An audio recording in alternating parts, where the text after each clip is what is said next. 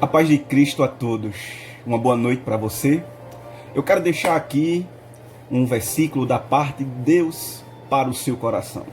Isaías capítulo de número 43, versículo de número 13, bem conhecido, que diz assim: ainda antes que houvesse dia eu sou. Ninguém há que eu possa fazer escapar das minhas mãos. Operando eu, quem impedirá? Este capítulo ele trata sobre o momento que só Deus resgata Israel.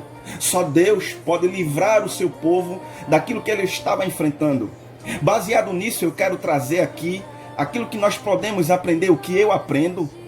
3 coisas baseado no agir de Deus.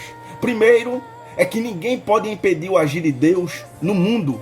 Ninguém pode impedir o agir de Deus no mundo. Salmo de número 24, versículo de número 1 diz assim: do Senhor é a terra e a sua plenitude, o mundo e aqueles que nele habitam. Salmo de número 89, versículo de número 11, diz assim: teus são os céus e a terra, o mundo e a sua plenitude, tu o fundaste. Eu quero que você entenda que no mundo, agindo Deus, ninguém impede. Deus agindo na tempestade, ninguém impede. Deus agindo no vento, através do vento, ninguém impede. Deus agindo na natureza, ninguém impede. A Bíblia diz que ele chama raio pelo nome. Isaías capítulo de número 40 diz que o mar cabe na palma da sua mão. As nações são como gota d'água num balde perante ele. Agindo Deus no mundo, ninguém impede.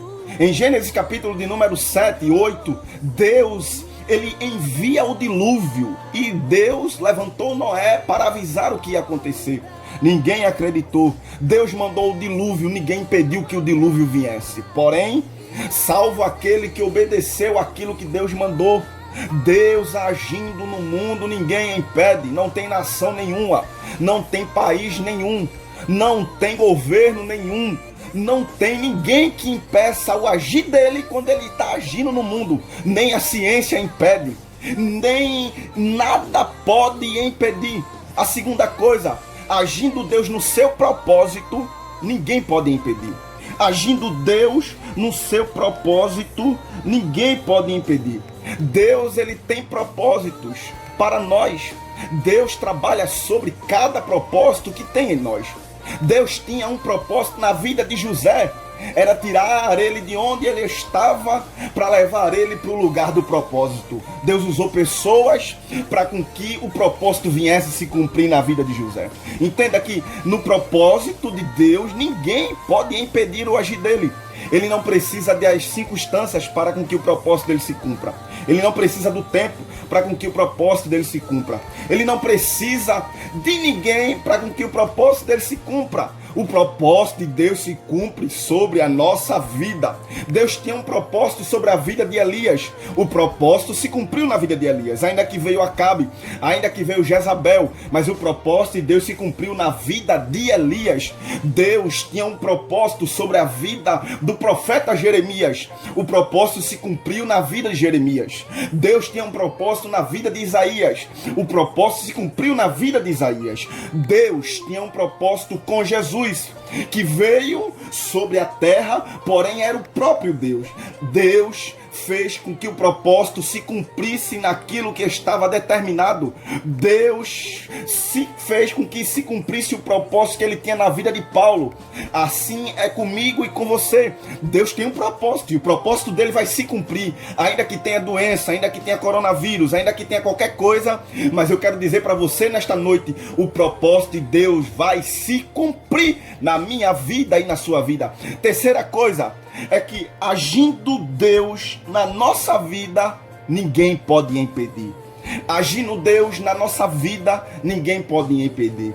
A palavra de Deus em Números diz que Deus não é homem para que minta, nem filho do homem para com que se arrependa. Aquilo que ele falou irá acontecer. Aquilo que ele já decretou sobre a minha vida, sobre a sua vida, vai acontecer.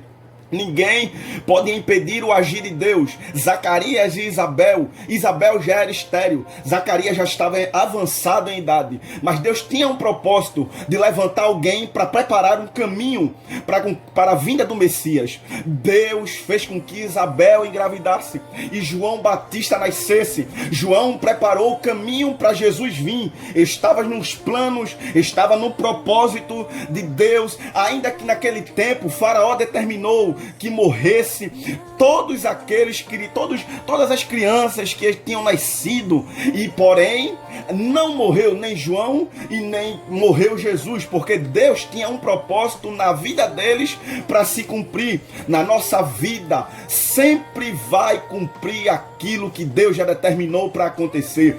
Agindo Ele, ninguém impede, o seu chefe não impede, as pessoas que estão ao seu lado não irão impedir, aqueles que estão contra você não irão impedir o agir de Deus. Ninguém impede o agir dele, nem a morte, nem o diabo, nem ninguém pode impedir o agir de Deus. Entenda que agindo o diabo na nossa vida, Deus impede. Agindo Deus na nossa vida, ninguém impede.